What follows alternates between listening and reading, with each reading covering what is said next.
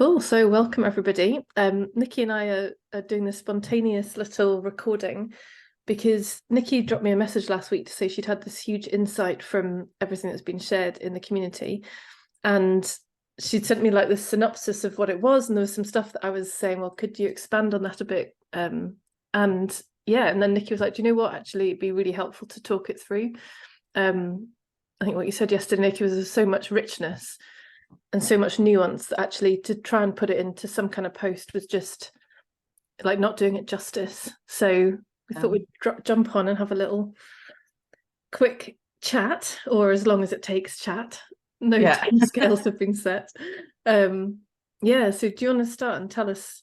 Yeah, so I'll give you some context, and it's funny because I can't even remember what I wrote in that message to you. Do you want me to But read it? yeah, would you mind? Yeah. Let's find it. So you said, Wowser. I love that. I've just had a huge insight from reflecting on posts in Circle. It's around the resistance caused when my mind goes around expecting things to be a certain way without me catching it, because of course the mind can't tolerate the thought or experience of suffering. And this is so out of alignment with my soul, which wants to experience it all. And the irony is that the very resistance which is trying to prevent the suffering is causing or deepening the suffering. Oh, the cosmic joke. I'm glad I didn't swear in it. Yeah, so I'll give you some background because it's one of those breadcrumb trails. And funnily enough, started off by the Barbie movie, which I left a post in because obviously the main theme is patriarchy and everything, but the bit that I really sort of had an impact on me is this sense that the not to give any spoiler, but we're willing to come into the world, like this world of duality, knowing that it's going to be painful or things will end, and it's not just for the good times, like and you know we're making it up because we don't really know, but if our soul is choosing to come into this incarnation, it knows damn well that there'll be love and loss and hurt and brilliance and all of that. Yeah. And it was reflecting on that. I was like, oh my God, yeah, that this is what this Earth School is for, is my belief. I know people have got different things to really get in and feel and experience and grow and learn. And then it was like, oh my God, but then we're so conditioned now that all of that is wrong. And you're wrong if you're feeling this. And here's the magic solution. And so this was swirling around my mind. And then I went into the Circle group and the lovely interactions there. And I can't pinpoint one exact one, but it was like, oh God, yeah, this theme of it's not okay that this is happening or this might happen. And how do I secure it? How do I not get rid of it? But do you know what I mean? That theme of this isn't right, I can't bear it, and I need to do something about it, like it's down to me. And I was like, oh my God, yeah, that's that. And then on Friday, the day after I'd been to the Barbie movie, I think I wrote another post about the saga with the scaffolding and how, I was being messed around, and then talking to the guy, there was disappointment and anger because a few tweaks to the solar panels now meant they were all coming off, and I was in it, like I was experiencing the anger and the frustration, and then like, oh my God, I'm going to cry, and then the shame, and like and then it was like I could see it, and then I could see the mind sort of scrambling around, and then I'm not sure, and it was like, this is it, this is what I've been this very experience of this situation. And then I saw, oh my God, my essence is not in resistance here. Like the essence as and then I saw that my mind had come into the experience expecting it to go a certain way. And I didn't see that expectation until they came along and said it's not going to go that way. Mm. And then my mind was like, that's not right. You're not right. That's not right. This is not how my hidden expectation was going to play out. And now I go into resistance now. And by resistance, I mean any form of, this is not right, anger, judgment, whatever it is, blame, shame, whatever. And it was like, when it's, you sort of feel it, that insight of, oh, you just expand out of the situation and you capture it. And then I messaged you and I was like, and it was that lovely feeling of insight. And then as I was trying to write it down, I was like, yeah, but I know this. Yeah, but that isn't any different. And so that's why I said, can we talk about it? Because it's something has shifted.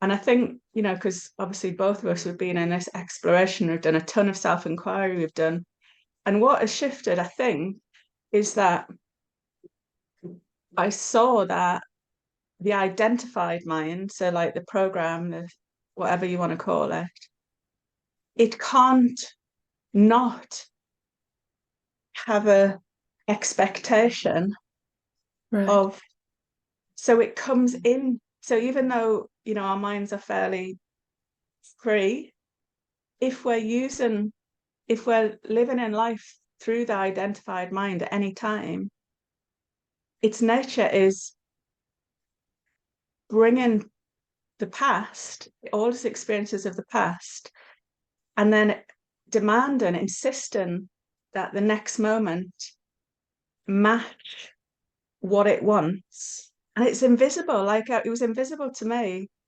And I was thinking, well, I can't be in resistance if my mind wasn't saying this is wrong. Is that, yeah, you're following? Is that, totally, yeah. Totally. So it's like, oh my goodness, anytime I'm using the identified mind, or the identified mind arises, it's got this invisible, unseen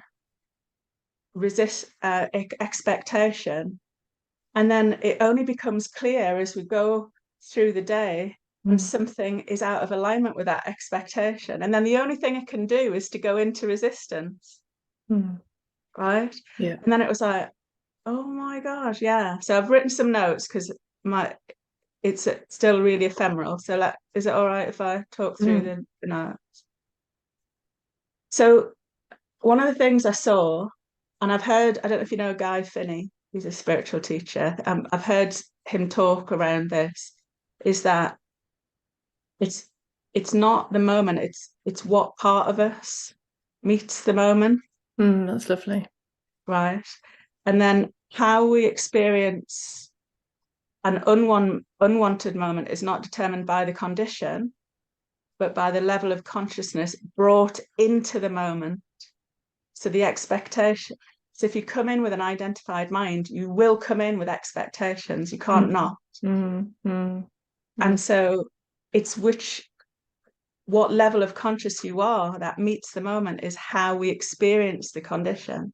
And then I thought, yeah, that was true, because when Will was in intensive care and my level of consciousness was fear and dread, and the moment I met was terror, and as that short-circuited for whatever reason in that moment, that expectation just blew, and the same moment was met, and it was love, and it was peace, and it was, beauty, and it's like, and so I'm like, yeah, there's that thing again of seeing something, yeah. So I've put the identified mind, the program is the path of fear. We're asleep to our true nature. So we take the past and we project it onto the moment and the future in the form of demands and insistences. And its very nature is just seeking and resisting. It's resisting, what's happening. That's out of alignment with its demands. And then it's seeking to solve that.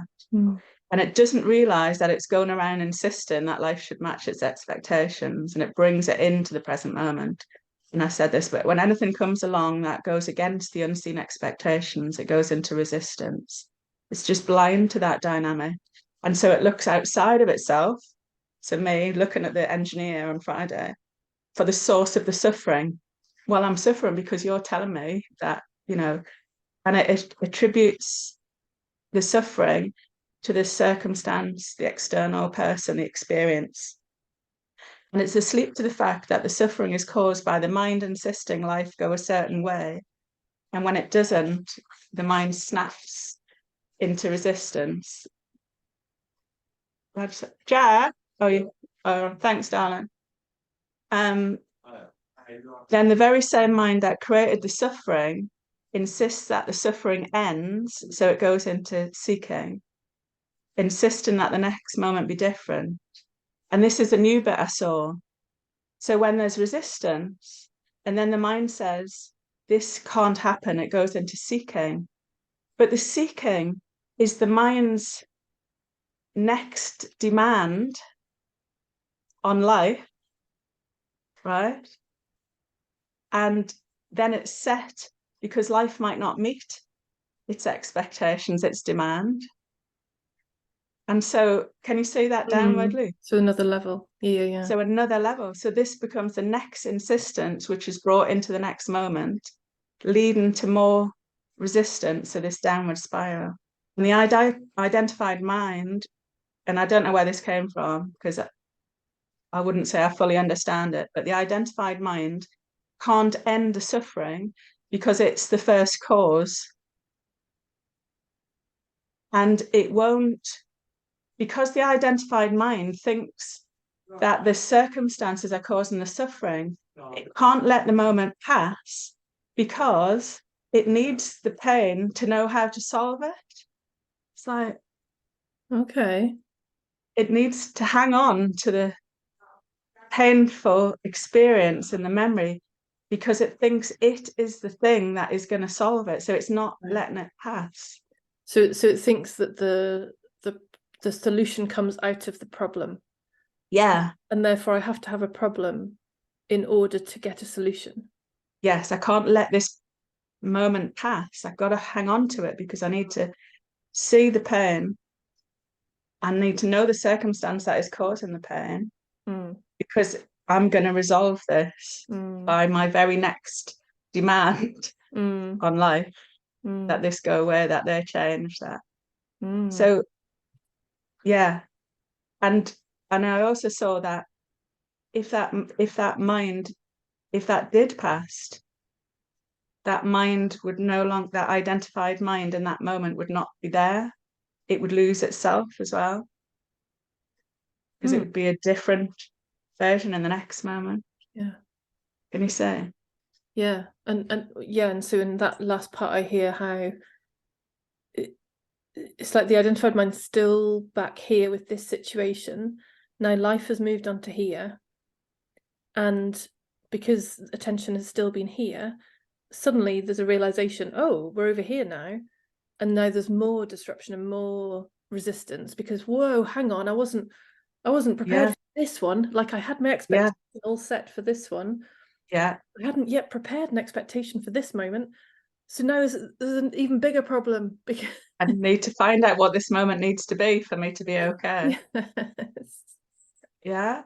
And it's like, so the way out is the identified mind will tell you the way out is to work this out at this level of dynamic.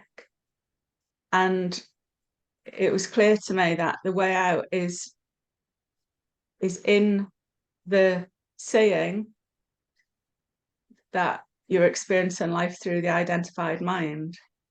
So because life, like you said, is passing, does pass, like that's its nature, isn't it? And so as soon as we can, this suffering, instead of trying to solve it and hang on to it, if it's there for us to notice, hang on, there's identification going on here, that then we get back in alignment with life that keeps moving through. without this resistance seeking sort of dynamic layered on top of it. And then there might be things to do, there might be things to be said, but it's not said or done to solve this loop of suffering. It's the true next obvious nature, thing to do, like next obvious thing to do. Yeah. Right. So what have I put? The way out is to remember to notice the identified mind in action, to relax back from it, to allow the moment to pass, to know that life will move the moment along if we aren't clinging to it.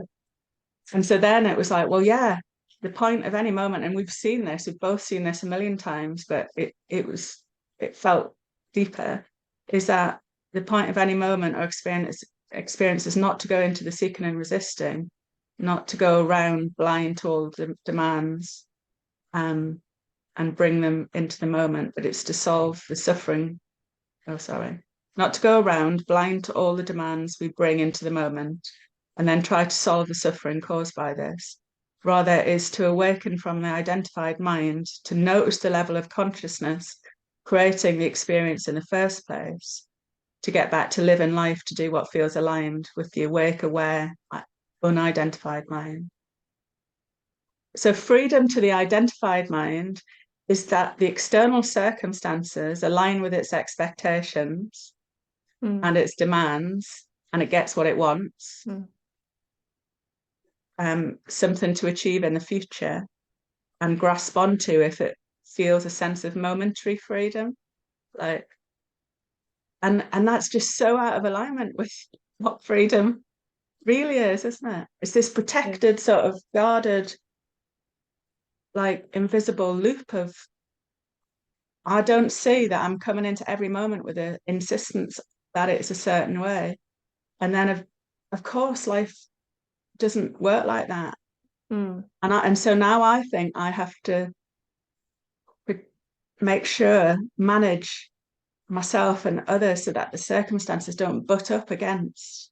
And you know, obviously with this work that we've done, there are a few less insistences and expectations, but what I hadn't seen was, and I hadn't realized was, whenever the identified mind is action, there is always expectation. It works through a demand and insistence. It can't work any other way. And I was like, oh my God. So every time that consciousness comes through that level, that I can't operate in life through clear lens. No. It's like, yeah. And so then I wrote a little bit about true nature. So awake and aware. So the path of love, which doesn't fear life's up and downs. It meets the present moment open and as love, navigates using intuition and a we focus. What would love do was the question I wrote. And it allows any moment to pass without clinging to the good or the bad, you know, inverted commas. It uses experience to stay awake and aware, moment to moment practice. So it's using life to notice what level of consciousness is there. And it transmutes feelings and emotions in the moment because there's no distance from it. It's just this open awareness. It's like, so nothing is laid down. It's continual deconditioning and it's ascension and embodiment, enlightenment. And freedom is inherent in that. Like, it's not something to be found or to worry about leaving or so Wow. yeah. So and still as I say all that, it's like that's not it. That's not words still weird. can't capture it. Still, yeah. I don't know if the essence is coming through of it. But it was just another saying of, oh my God, like the real work is always to notice where we're coming from. Like what, you know, anytime, you know, and a part of me was like, well, it's natural to be angry. And then I was like, no, that's not my nature, that's my conditioned nature. You know, if there was a real primal anger. If there was a tiger, physiologically I could get angry, and attack. But this psychological stuff is not, when it's not inherent to us.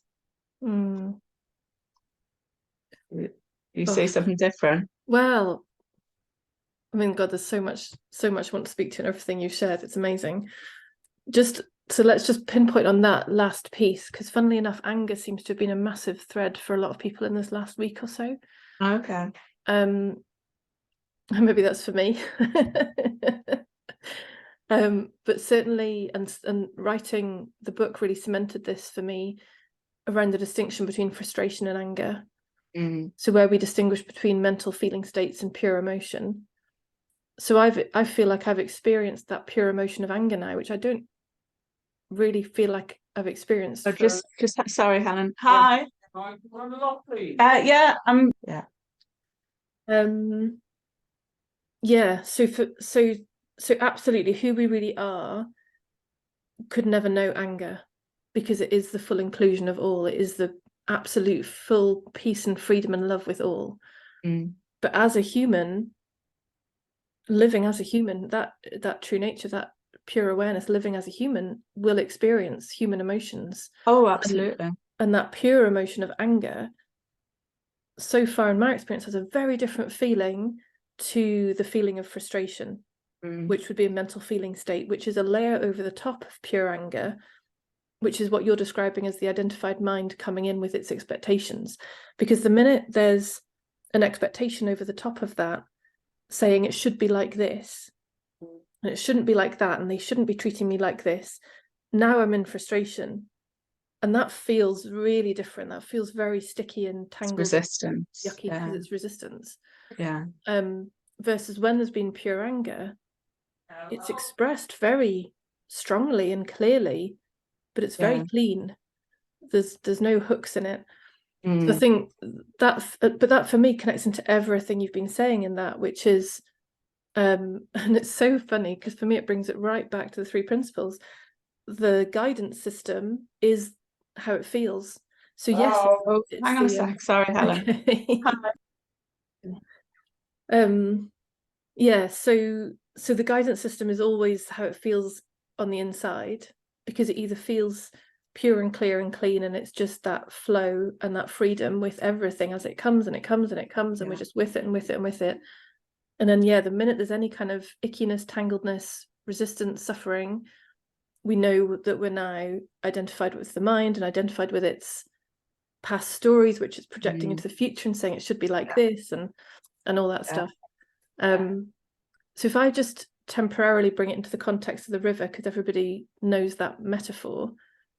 So who we are at the very top of the river, before the river, even before any content at all, is that pure space of freedom and love and inclusion of everything, which is really what I'm hearing from you. It's like there's been another level drop into the inclusion of everything, and seeing that really who you are has no resistance even to the suffering. It's like that, that's also included. And that as you then come into human form, as the river begins, and there is the option almost to flow straight downstream into life, or there is the option to go via a bunch of whirlpools, which is the representation of the identified mind, and or even just the mind, in fact, because we are the one who identifies or not. We are the one who goes into that old narrative and the loops and the expectations and the requirements, or we don't, which is where it becomes almost like a very black and white experience. It's we're either suffering or we're in full freedom. And hence why what I'm hearing and what you're saying, that, and it's the old Einstein quote, isn't it? We can't solve our problems from the same level of thinking that created it. So the mind can't solve anything because it's not a thing. It's a collection of thoughts and ideas.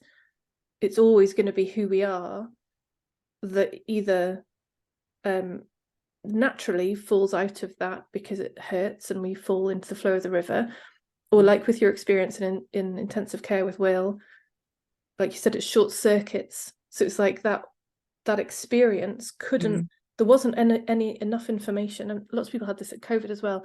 There wasn't enough information in the memory banks in the past experiences to be able to maintain that identification, because it's like, shit, there's nothing else in the filing cabinets. I've got no reference point here. So that's when that mind short circuits, and then you were instantly in the flow of love and peace, because the mind had nothing else. It's like, I'm done. Surrender. I've got nothing. I got nothing. And which is when people have that beautiful sudden flip, because it's like you said, you know, the downstream circumstances in the world hadn't changed one jot. No. But your experience of it was entirely different. Even with the builders on Friday, it was Friday, wasn't it? Yeah. So there they are in the downstream bottom of the river content of life. And through their words and actions, providing that mirror back, so that your expectation, or the expectation being believed at the level of whirlpools, was made evident, was made obvious. In the absence of them, that expectation would have remained invisible. So they then provide that gift, because they make that visible, create suffering, because now it's revealed, it's shown there was an attachment to how this was meant to go. And perfect, because then you get to experience that and all the stuff that comes with it. And then and also then gave you that opportunity to, like, sounds like, really to fully step out into who you are, including all of that experience as it flowed through. But and that's lovely what you've just described. But I think what I really saw was, you know, when the mirror back from and the suffering, what is really easy, and I've seen this in my life, is to have techniques, whether it's spiritual or not, to manage that. So good emotional regulation and positive thinking, and let's just do some deep breathing, let's have and that, it's like, no, that eases it just enough to allow the next expectation to come along.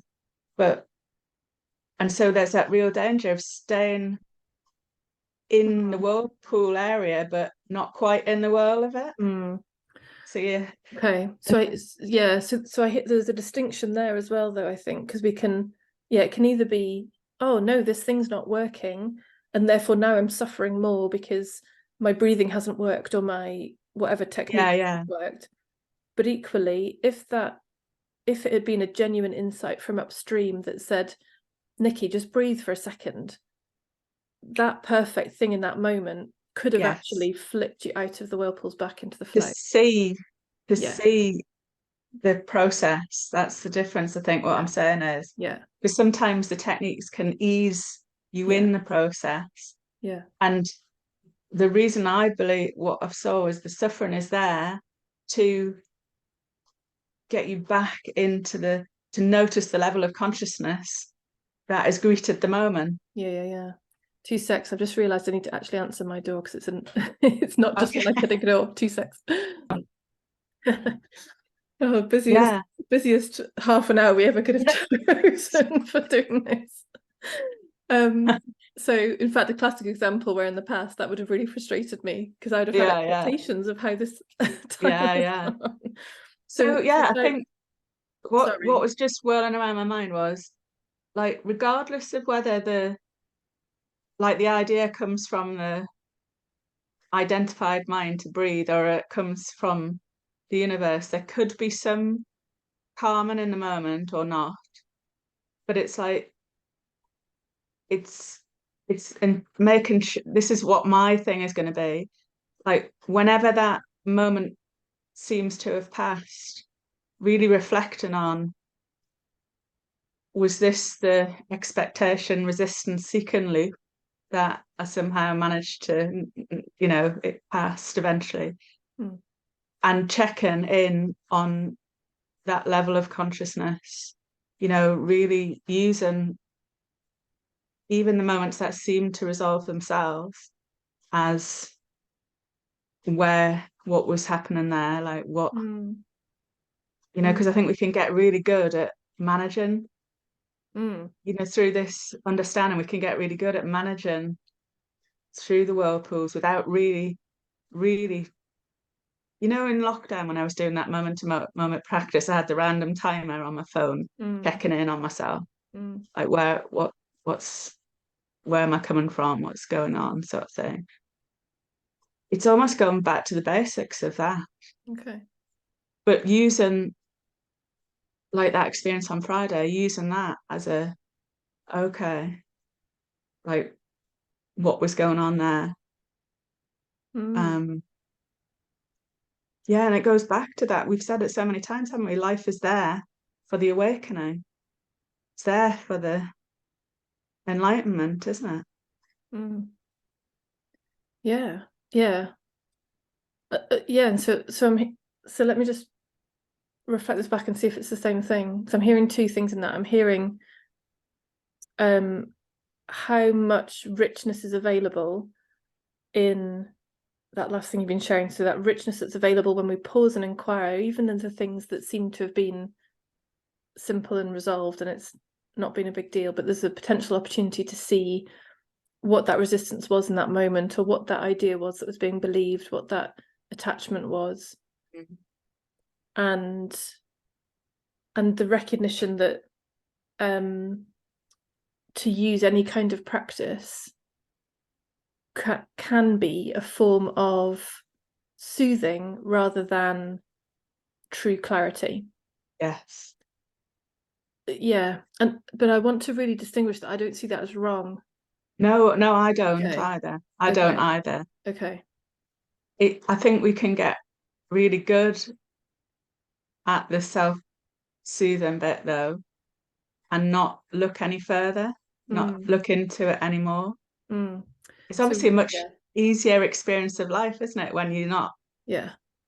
But for example, if when I was in that intensive care unit with Will, and I'd had more, because it was like 21 years ago, more experience of self-soothing, and I could have just had a nicer experience of that intensive care unit, which is fine.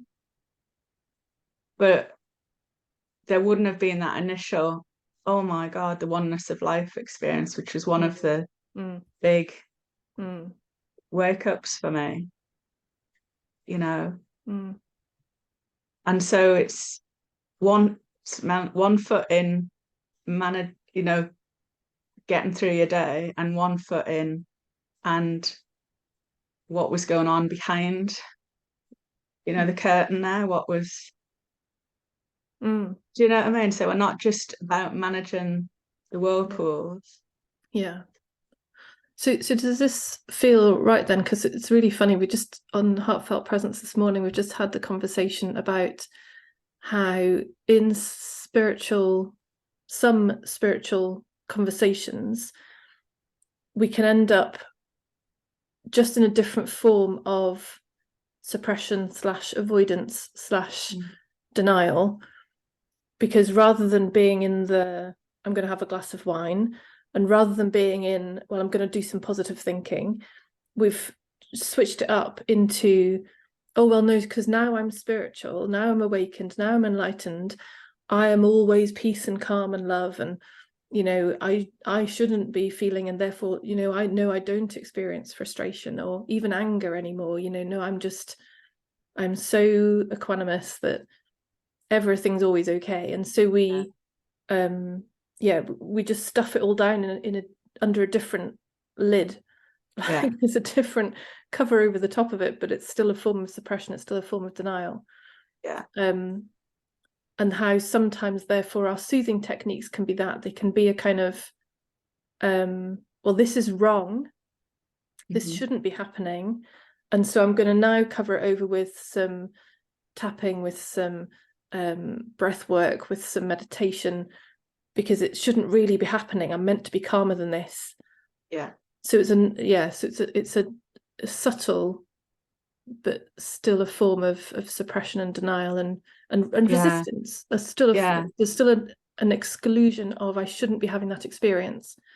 How do I cover it with something nicer? Yeah, definitely. And none of that is wrong, like you said. It's like, because it's the resistance part, isn't it? It's because, say in that intensive care unit where the mind short-circuited, And there was deep connection, bliss, but also deep. There was all of the emotions, right? Now they were strong and intense, but there was not a mind saying, no, no, no, no, no, no, no, no, no, no, no, no, no, no. So in that, there was still things to be felt intensely and wisdom to be listened to and to be navigated. But it was not about hanging on to that experience or pushing that experience away. Yeah. There was no separate, it was like Yeah. it showed up at the same time. Yeah, It's yeah. And like you say, then earlier on, you were saying about that, then the transmutation. It's like that's what allows yeah, that constant movement. It's seen and included, like it's all one thing happening. There's you nobody couldn't there name to it do anything because with it. there's not, yeah, you can't name it because it takes a mind to name it, but Yeah, it's felt and it's deep and it's intense. yeah, But that's the bit, that's what we've come for. This is yeah, what yeah, I'm yeah, saying. This yeah, is what yeah, we've yeah. come for. And so on the spiritual circuit, I know when I started, I was like, great, here we go, no more suffering, get in. Like, Mm. how do I get that? Yeah, And the mind then, okay, so these ex so these expectations, I can get better at managing these resistances and these things. And then it's a loop back from that Barbie film to say, oh no, like this is, my mind screaming, no, you don't. But this immersion in the experience is yeah, life. yeah, And that can be even more intense than these resistances, but it's not felt that way because it's just appearing. So yeah, there's that distinction from we're not here to be neutral and floating on a cloud, although that can be included, the bliss yeah, and yeah, yeah, the yeah, that can be included, but just seeing again the purity of anything that happens is there as an opportunity to see what level of consciousness we're meeting it at. yeah, yeah, yeah, yeah, And knowing that if we're meeting it from that level of consciousness, which is identified, then there's a problem to sort and a solution to be had and a future thing that needs to be solved. And this moment to be both clung on to and escaped at the same time. yeah, It's yeah, like, well, how does that even work? yeah, yeah, yeah, yeah, And yeah, then there'll be a next moment in that because can you say? And then it's like well, actually, if the reason, if the intention behind the universe for this this situation, whatever it looks like, is an opportunity to meet it or to be woken up out of that identified mind, to meet it at the level of consciousness that can experience it mm. in the moment And experience it fully, like you say, all here. fully. Yeah, which is exactly why in our book, Sarah and I it was essential to us that part 3 was there, which is the recognition that it's all who we are appearing as all of this, Yeah. all included already. It's all, yeah, it's all that, and absolutely which is where we point to the next part, the next book, the enlightenment process. Then is exactly what you're describing through all this, the using, if you want to use that term, of life, of the guidance system on the inside of all those places where there's still an old pattern running. Yeah. There's still an old story being believed at that level of whirlpools, and therefore there is that resistance, and like you say, both that clinging and resisting, both that seeking and resisting. Mm. Yeah. I'd love Yeah. to share, I don't know if you've seen this, Nicky, but this came up as you were talking, as to me, which is it's an alternative representation of the river. It's like a cross section of the river, Okay. with who you essentially are being that which is upstream prior to the Yeah. river. This pink line represents life. So like you were just saying, it's going to have intense stuff. It's going to have Mm. ups and downs. It's all of it.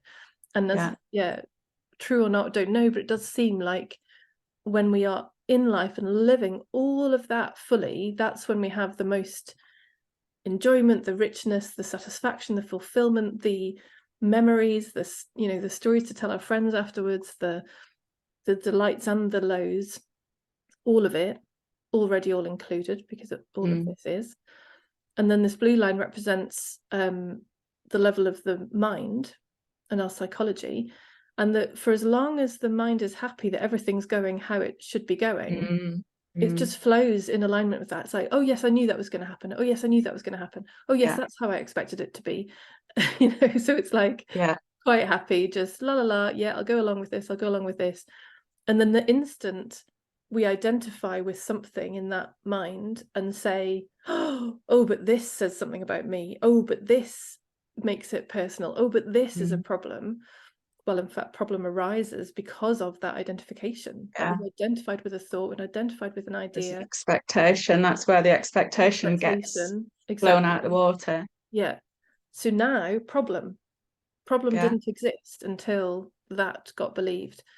Yeah. And you intimated this before, this down and down and down, deeper and deeper, as the layers and layers of expectation get put on, and well, it shouldn't be like this, and they shouldn't be doing that, and whatever layers of mind then flow in that attempt to solve the problem it just created. Like if I could just do this next thing, then I'd be okay. Oh my God, it's not worked. Okay, I've got to do the next thing. And so down and down and down. Yeah. And the beauty of this, which is why it's called reliable, is that there will always be a point at which that breaks. There'll always be a point at which either the circuit breaks in the massive way like it did for you with Will, or it will break because we've had a sleep, or it will break because we have used one of those techniques. It doesn't really matter. Something will always happen that then brings us back into our natural state, which is living as ourselves in the experience of life, and not identifying with whatever the mind's telling us alongside it. I love that. And the danger, sorry, I interrupted. The danger is on that bottom blue X, the mind says, brilliant, that worked. Nothing to see above any of that. Just la la la la la, let's get on, right?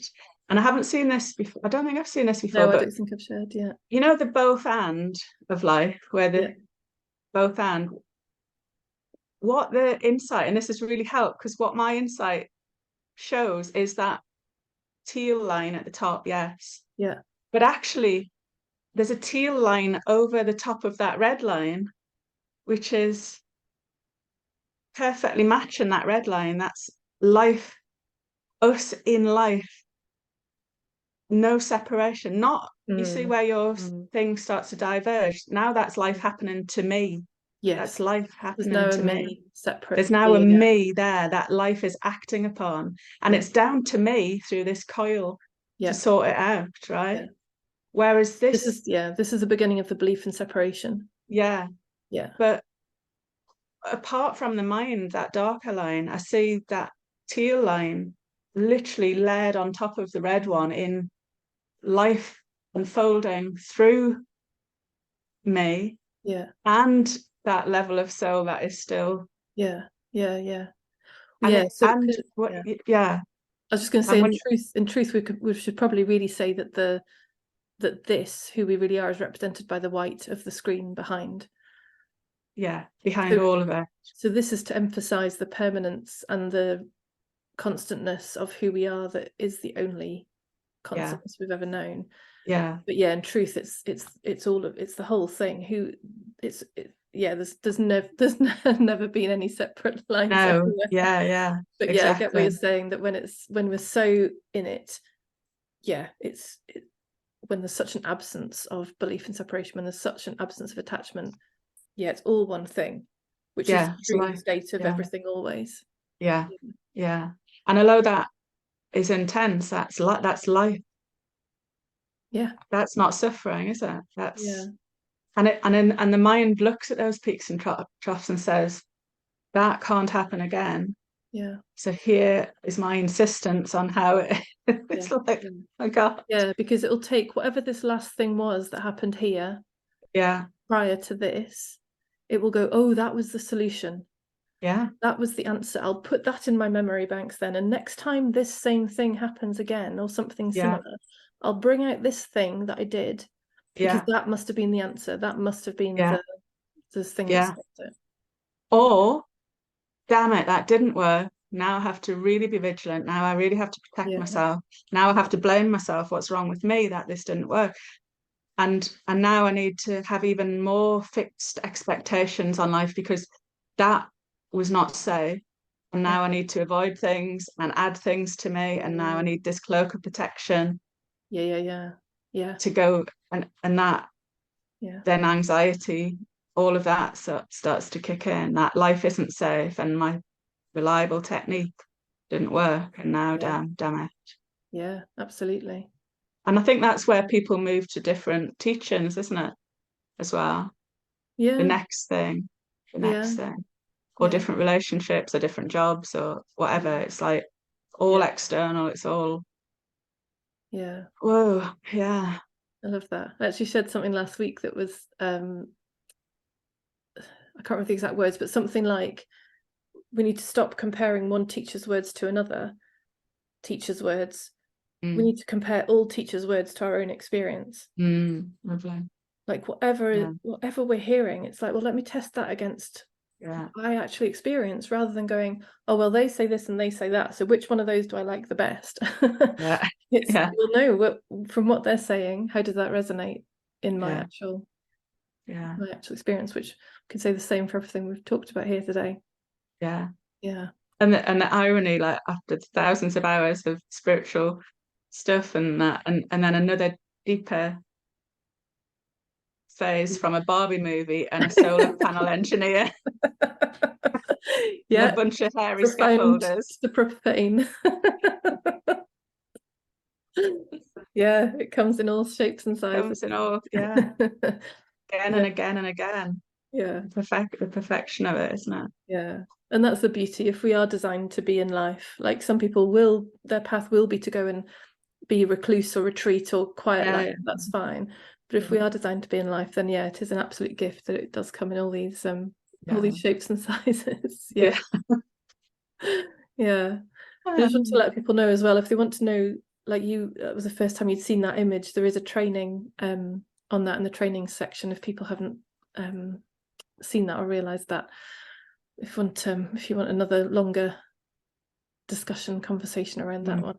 But I love that was it just came almost as soon as you were talking. It's like, it's brilliant. It's really good. I do love your river metaphor. It's really good. I hope that hasn't, because I'm still a little bit not on steady ground with it, so I hope that hasn't caused more confusion for people. I hope it's an invitation to sort of notice. Well, what we just said, like it's listen to your words and see what does that mean for me. Always bring it back in. It's always that. Got to be that, because it's never really about what we've said. And to be fair, confusion can be a gift as well, because confusion can be one of those spirals. And when we stay with that and don't escape the confusion by seeking another salve, then actually that itself can be a surrender of the mind, because there's a recognition that the mind can't solve this, whatever seems confusing in what's been said. It's like, don't run away from that. Don't try and escape it. Be with that experience of confusion. It's not wrong. And to realize the mind doesn't have all the answers is such a gift.